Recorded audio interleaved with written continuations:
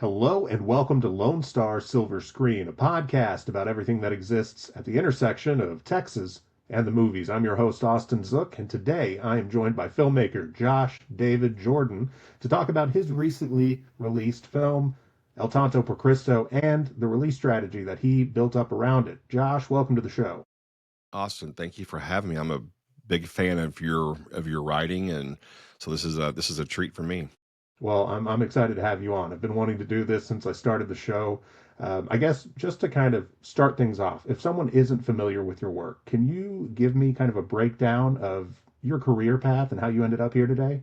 Yeah, on the I guess the Cliff Note version of that would be I started out as acting. I was acting in my dad was a traveling evangelist, so I traveled all over the world, I mean the US and the South, and was enamored with film, but the closest I could get was acting. So I did acting, moved to Dallas, Texas, went to KD Studios, was in a feature film called The Prodigy. I was Barney for one episode. I did some Walker Texas Rangers, some really bad Wingstop commercials, and a friend of mine, Tim DeLauder, let me be the only speaking part on Scrubs with the polyphonic spree. And I just felt like I wanted more out of the whole creative process.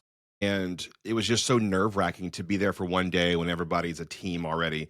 And I wanted to tell the story. I didn't really know how to do that. I didn't go to film school. And so really it was doing music videos for all these Texas artists like the Polyphonic Spree, the O's, Rhett Miller, Joshua Ray Walker. And I felt like I was telling these little 3.5 minute stories. And then I made a short film, Sam and Gus. And after I made that and went through it all, I was like, well, I think I'm ready to make a full length feature film. And I was trying to raise money for it. And everyone wants to see your first indie film. But this was my first indie film. So I ended up having to self-finance it, do a lot of in-kinds. We made the film for a little over $30,000. It's about a Texas country bluesman, Wes Milligan, who was played by Greg Schrader, and Tim DeLauder's in that, Matthew Posey, and it's about being 40 years old and not making it, and what happens. What do you do? Do you quit? I mean, you're halfway through your life, and so that was a film that was really important to me, and to really as a love letter to Dallas, Texas, and to Texas in general. And yeah, that's really what got me going. And once I did that, I mean, it was the hardest thing I've ever done in my entire life, but also the most rewarding thing I've ever done. And I just knew that I think I felt like I was crazy enough and I had the endurance, and I have a partner in life who was championing. So I had all the things going for me, and I couldn't let everyone down. So I just strapped myself in, and I'm a feature filmmaker now. That's awesome. Well, so you go through that process, you Mhm. make your first film, and then you decide, you know what, for the second one, I'm doing this intimate epic. It's a black and white film. It's inspired by religion. It's set in Texas. What made you feel like that was the right next project for you? Yeah, it sounds like a horrible idea Yeah. when you really whenever I say it out loud, like there's this European style black and white film that the camera doesn't move much, and it's about orthodoxy. Does that sound great? But it was I had another film, and that other film is still ready to go. It's just a bigger production film. It's going to cost more money, and it's going to have more SAG and Hollywood involved. And I'm an Orthodox. I go to St. Seraphim here in Dallas, Texas. I have been for 12 years, and I would catch myself inside the Divine Liturgy on Sunday morning or on a Wednesday night Vespers, and I would lose myself with all the iconography and all the beauty and all these saints and all these depictions that have happened way before us. And there's no narrative fiction feature films in America. Orthodoxy is relatively new in America, like the late 80s, early 90s. There's a lot of European, obviously. Orthodoxy is woven into that. It's a way of life. It's like how we sort of see Coppola's Catholicism. It's just, or The Exorcist, it's just woven into it, and it's not really woven into American storytelling. And I was like, well, it was wild because I thought, like, I'm not Orthodox enough, if because a lot of people are cradle Orthodox and a lot of people are not converts. And I was like, well, it's been 10 years at that time. I think I'm ready, or will I ever be ready? And so I just really dove into, instead of doing a biopic, which is can be phenomenal, but it can also be really bad. I mean, Right. biopics can be cheesy. So I fictionalized and really took a lot of stories and tales of saints that I admire and kind of wove them into a 1980s on the coast of Texas tale. A lot of monasteries like Mount Athos and places that people know about. I mean, there's thousands of monks. And I really wanted to tell a true story that had, a backbone, but I also wanted to let the audience imagine and dream a little bit. So I really have always been so enamored with the acting of Matthew Posey, who's the artistic director at the Okra House Theater.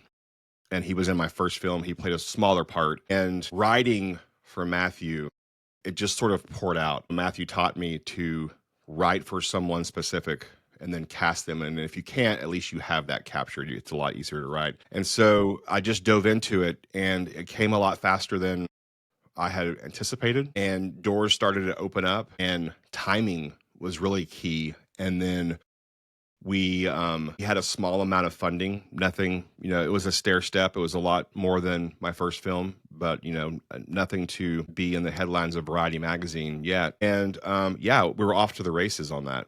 So I did want to ask you one question about the actual filming, because the first time you and I spoke about the film, you told me that you filmed on an island and there was an unwelcome surprise about that island. Do you Mhm. remember what that was? Can you share that? Yeah, you mean it was a primitive beach, Yes. okay? And it was a There we go. friend of a friend of a friend of a friend on down by Victoria, Texas, and you have to get there by boat, and it's a just an island. It used to be an Air Force runway to teach new soldiers during the war on machine guns and how to act inside of a plane, and so it's just desolate.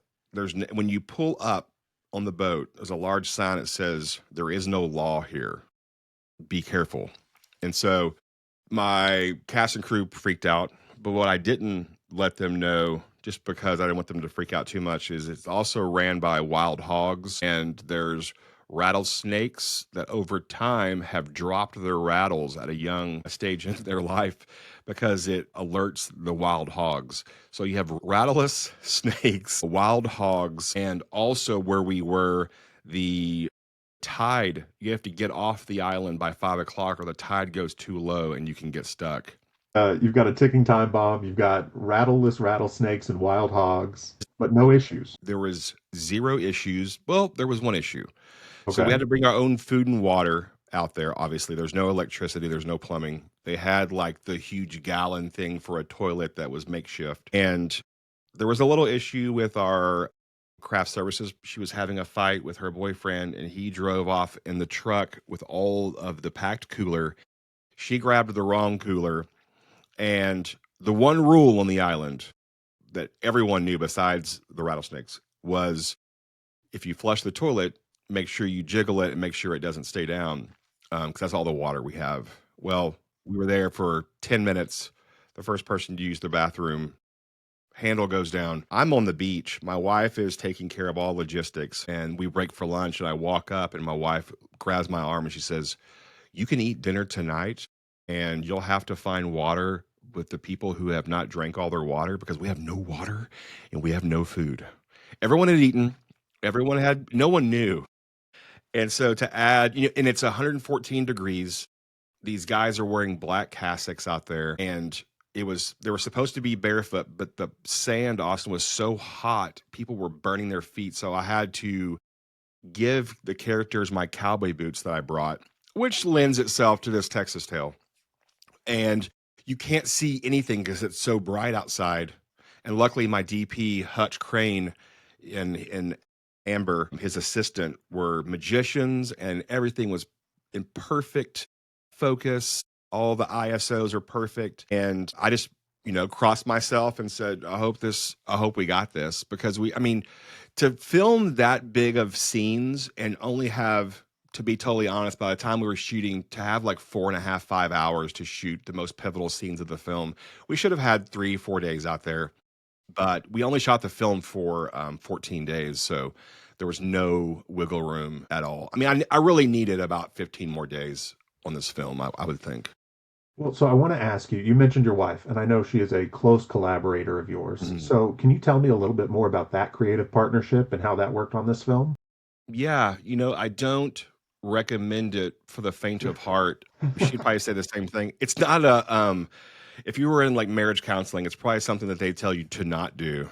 Right. But somehow, some way, we've always just been that way. We've just, we had our oldest son, Julian, when we were very, very young, and Jess was in the polyphonic spree, and I was doing photo and video work, and we've just always believed in each other. And Jessica is a creative, she's an entrepreneur, she's a very sensitive human being, and she's also a seer. Like she can see when something is possible. And she said, "We got to make this movie." And it's like that scene, and this is how I see it. It's like that scene in Rocky when, he goes to her bedside and he's like, "I don't know about this, Adrian." And she just goes, "Win." That's like Jessica, she just tells me to win all the time. And being in the polyphonic spree and like, 25 plus people on a global tour, she learned so much from Chris Penn of how to work with human beings as one entity.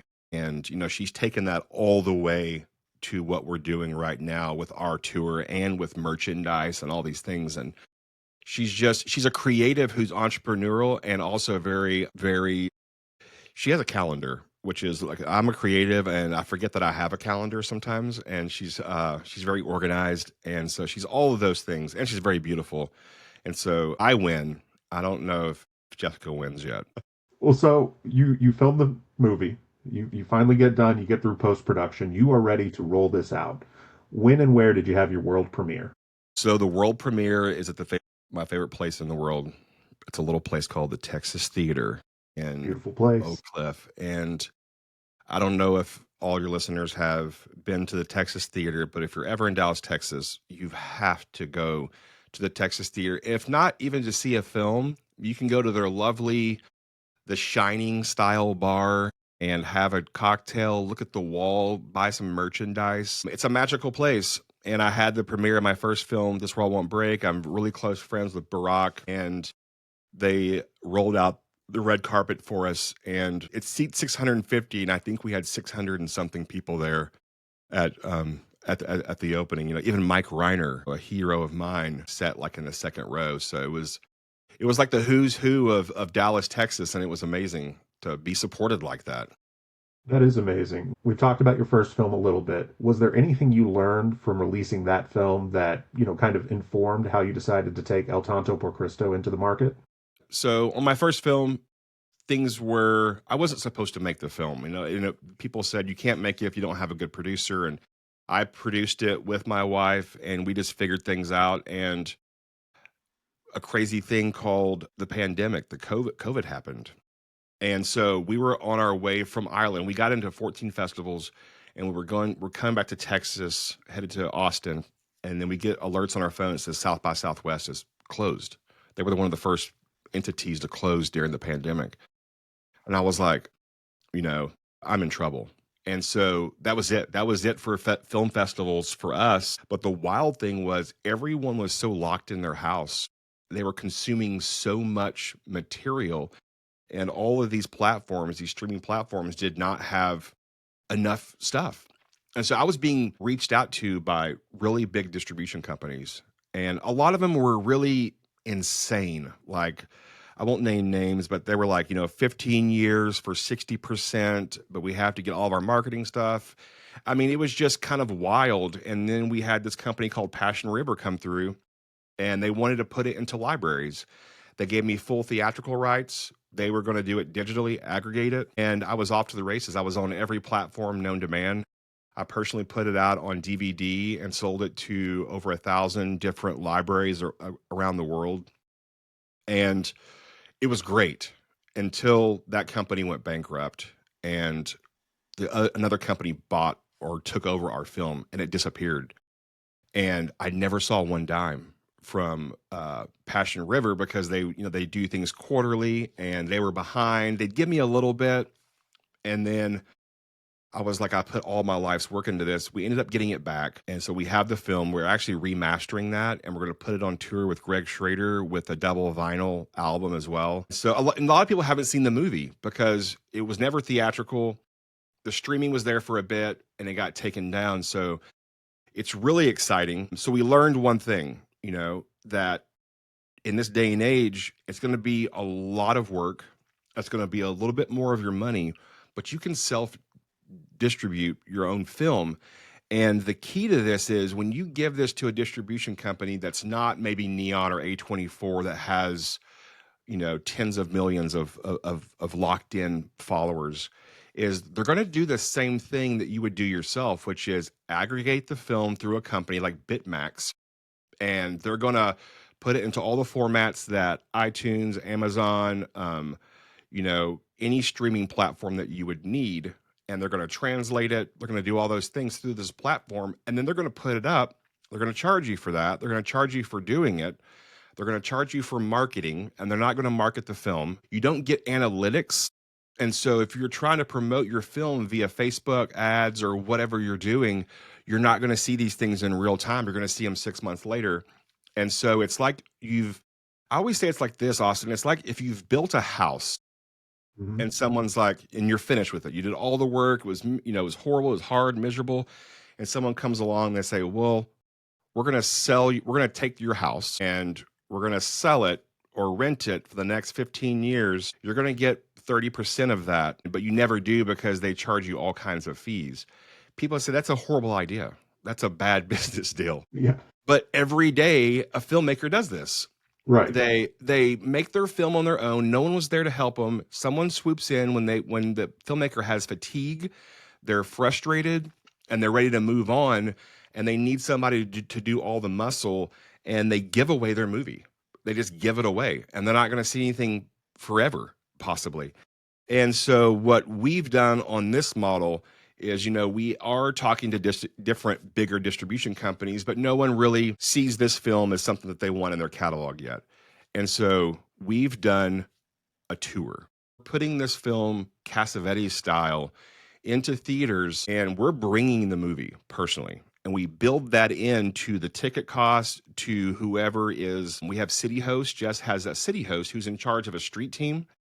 And so you have all these people who have all these other emails and they have social media. And so we're going to these cities and we are selling out theaters, and we're really targeting theaters like the Texas Theater. We'll find out what is the indie art house because you're talking to a human being. They probably went to film school. They love films and they want you to bring their film. And, 600 people go into your theater and they're buying all the goobers, all the pop. I think we cleared out the Texas Theater and the bar. They had to call in 3 more people to come help bartend. So you're selling drinks. That's where theaters profit. And they allow you to, we have a merch booth, a red carpet that people get to walk down and stand in front of the step and repeat.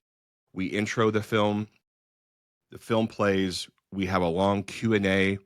We have a meet and greet, and people can do VIP tickets where they can have a meet and greet before the theater opens. And I sit down and I chat with them, and they get a little tote bag. It says Tonto for Cristo. It has a still frame from the movie. And Jessica's brilliant idea was, what if we had these gold paper crowns?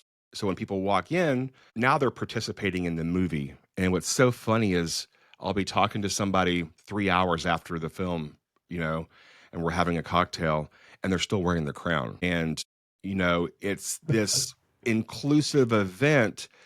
And I think no matter how technology progresses, people still want to gather. They want to watch something. And, it's like the theater, when you go to a theater and there's intermission and you're talking to the person sitting next to you. I mean, it's mind boggling. And also, like, we live in a day and age where you can go to a movie, say at North Park, and you're watching something and there may be 7 people in there or like 15. It's not this packed theater like how we grew up where you bought a ticket and you hope you got a good seat. You had to get there Right. early. And so we're really bringing that back. We're bringing back you pay money for a babysitter. You do all these things to go out And we want to make sure that it's worth it, that it's an event. That it's not just you're going to watch random trailers. Like we pick our own trailers at a lot of these theaters. On the marquee at the Texas Theater that night, it said One Battle After Another by Paul Thomas Anderson and El Tonto for Cristo by Josh David Jordan. And as a filmmaker, sometimes it's like, that's what you just need validation. Yeah. And so this tour really is validating that, our efforts were not for naught, that people do want to see films like this. And a lot of people, it was wild on some of these smaller places that we've gone. I would say like, oh, where are you from? They were like, oh, I'm from Michigan. I'm like, what's that? Like 10-hour drives. People Wow. from Florida, people are driving 5-6 hours, making a weekend out of it. They'll come into town, they'll have a brunch, they'll shop, they'll go see the movie, they'll stay out late with us, and they go online and they're talking about the film passionately. And you know this, that there's no better marketing or publicity than word of mouth. And that's what we're seeing. And it started as just maybe a 5 theater run in Texas.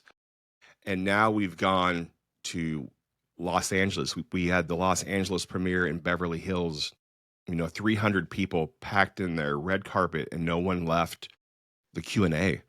And we had an after party and it was packed. And it just feels like indie rock, but like with independent film.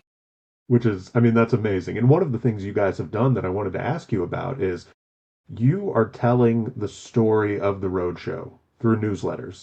Yes. And I think those are beautifully written. I think it's really cool to get that insight just on your experience as the people who are touring this film. And the stuff that you're talking to me about right now. I mean, people can sign up for your newsletter online and they can get kind of some insight into this. So was Yeah. that something you knew from the beginning that you wanted to do?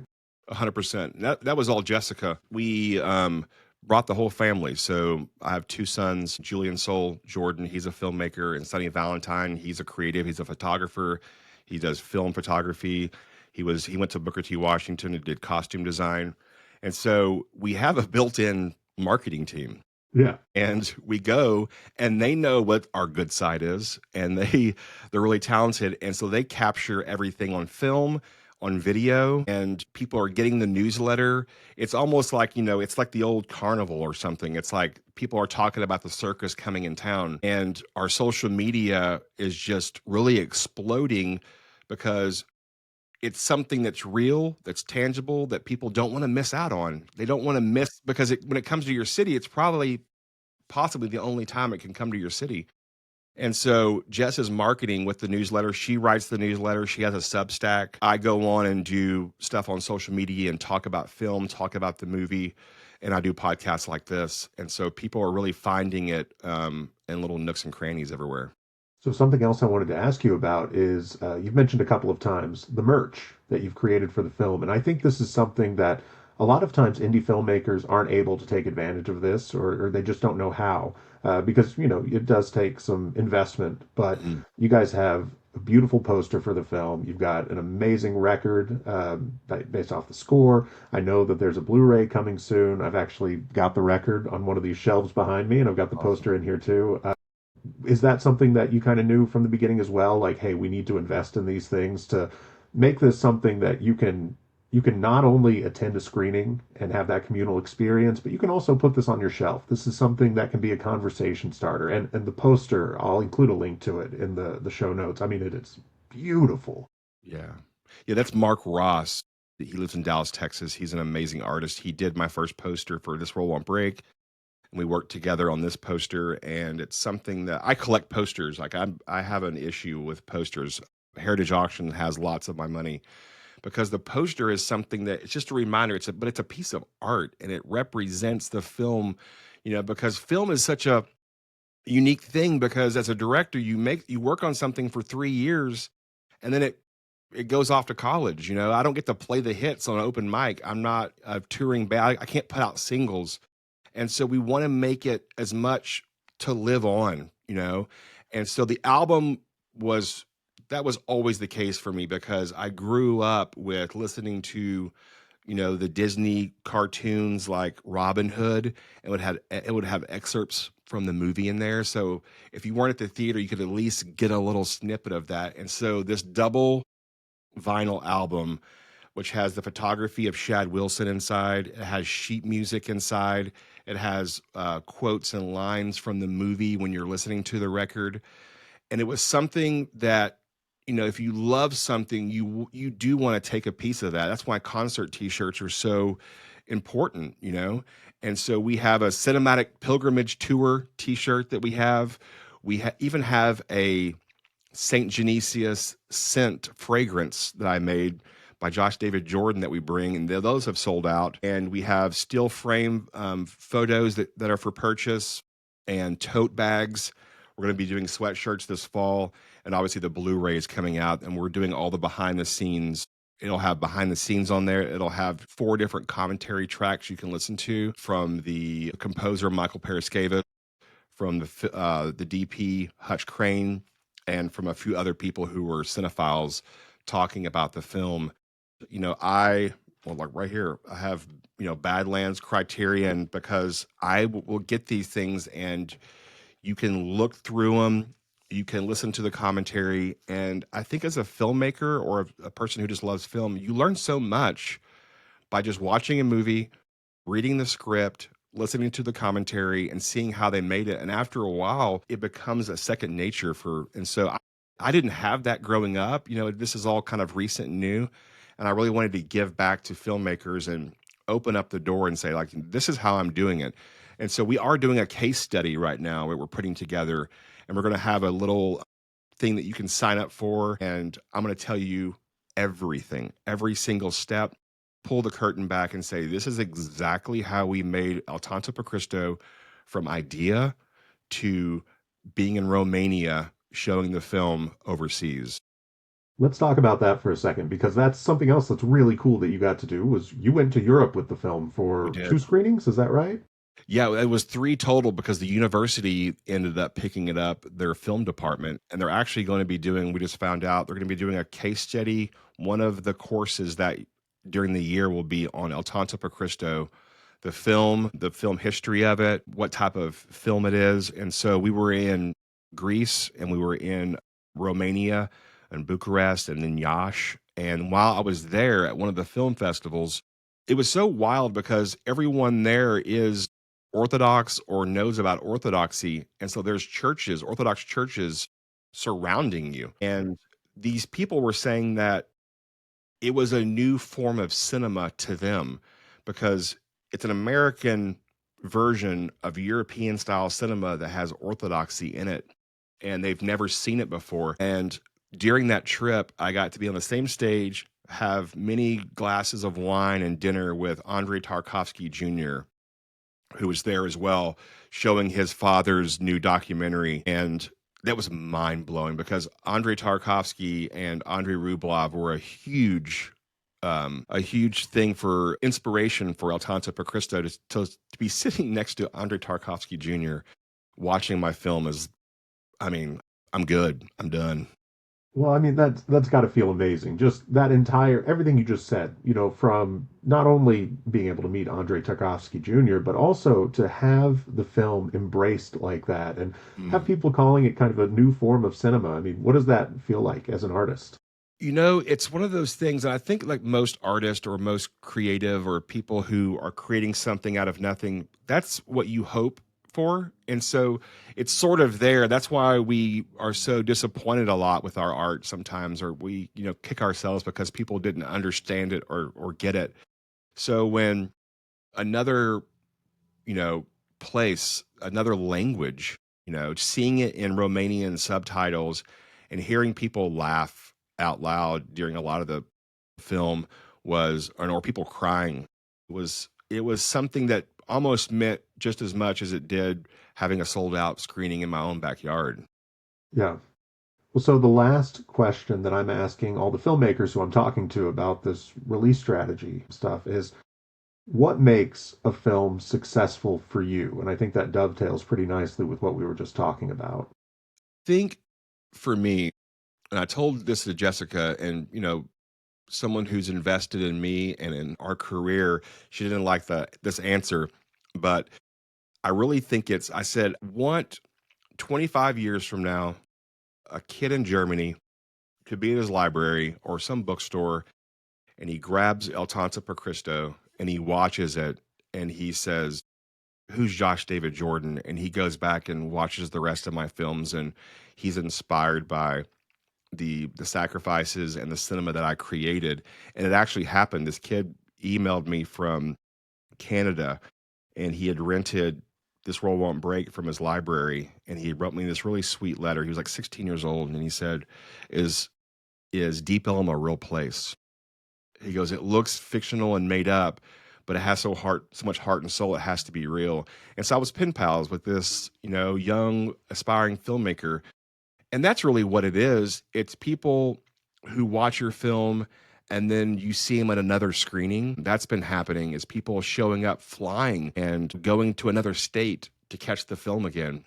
And so I think that's the biggest thing for me is as a filmmaker is that I'm not just making things for shock value or for art's sake. Quentin Tarantino said this, which is if you have something that's burning a hole in your heart because you have to make it, it has to be created.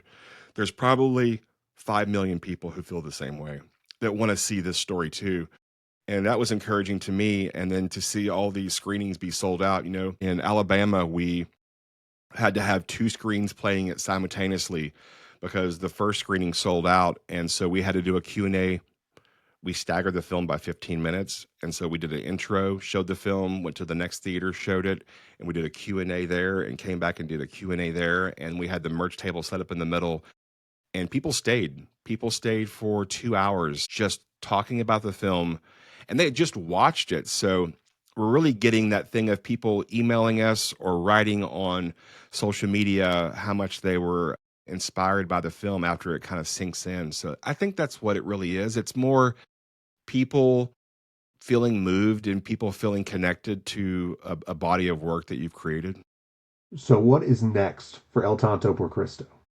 So El Tonto per Cristo, this was something that was set up almost 5 months ago at the Kennedy Center. They reached out to us and wanted to showcase the 2026. I know there's lots of controversy happening about the Kennedy Center, and we dare not say what that is. But, as a filmmaker, Ethan Hawke just told a story about Warren Beatty got the Kennedy Award honor and George Bush was going to give it to him. And he said no one was more against George Bush than Warren Beatty. He couldn't stand him. But Warren Beatty went, received his award, posed for pictures, and hung out with George Bush, and they talked about America. And Ethan Hawke said, "That's my America." There's no division. So we're following through. We're going to be playing the Kennedy Center. It's a really big deal. It kind of stinks that it's been, there's a little bit of shade on what's been going on, but this too shall pass. And I think we have 13 more showings coming up throughout all of America. And then we just found out we'll be going to Europe in the fall, doing a European release. But in between then, we're going to do a live stream of the movie where I'm going to do an intro and then everyone can watch the movie in America at the exact same time on a certain date. And then we're going to have a Q&A afterwards with cast and crew. And that night at midnight, the film will be available on Blu-ray. And also you're able to purchase it online as well. So Fantastic. So if anybody wants to keep up with all of that, yes, where can they go online? you can go to eltontopercristo.com. You can also go to holyfoolfilms.com or joshdavidjordan.com. Those will all lead you to the El Tonto tour page, and you can click on all the social media links. Our marketing team, which is Casa de Jordan, they've done a really good job of every day you find out sometimes I find out, Austin, what's happening with me and the movie by watching El Tonto per Cristo social media. So I encourage everybody to give us a follow and get ready for the next Jordan film coming out. Well, I cannot wait to watch it. And for anyone listening, if anybody values my opinion at all, I love this movie. I think it is so well made and so incredibly watchable. And I know, we're talking about 70s European art house cinema kind of influencing it. Even if that's not your thing, I think there is a lot to enjoy about El Tonto por Cristo, and I really hope people take the time to seek out a screening near them or buy the Blu-ray when it comes out. I'll have a link in the show notes to the website so they can keep an eye on things. And Josh, I hope I get to have you on again very soon to talk about your next project, whatever that ends up being. Oh, I can't wait, Austin. Thanks for having me. I love this. Thanks, man. Take care. I'll talk to you later. All right. Bye bye.